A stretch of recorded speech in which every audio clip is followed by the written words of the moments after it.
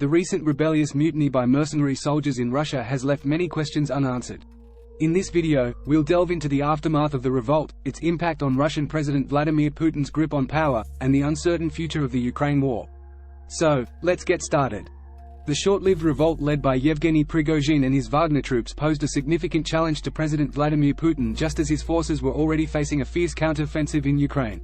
While the crisis has been averted for now, the implications are far-reaching.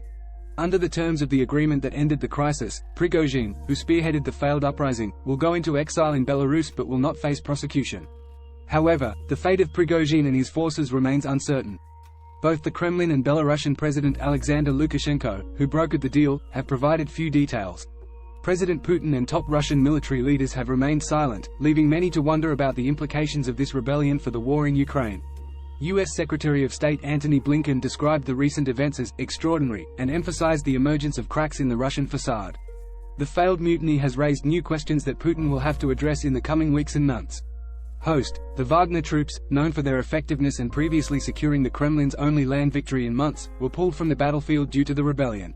This, along with the swift and unopposed advance of the Wagner forces, exposed vulnerabilities in Russia's security and military forces.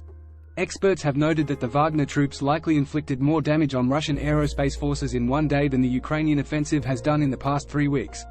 Host: the rebellion's impact on the Ukraine war remains uncertain. Ukrainian President Volodymyr Zelensky believes that the aborted rebellion has exposed the weakness of Putin's regime, providing potential opportunities for their army's counteroffensive. Lord Richard Dannett, an expert on military affairs, points out that the departure of Prigozhin to Belarus may not be the end of the Wagner Group and raises concerns about the fighting force that may remain loyal to him.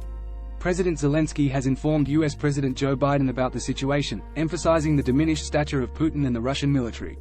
The rebellion and the subsequent deal have significantly dented Putin's reputation as a leader willing to ruthlessly punish challenges to his authority. Prigozhin's demand for the ouster of Defense Minister Sergei Shoigu adds further complexity to the situation.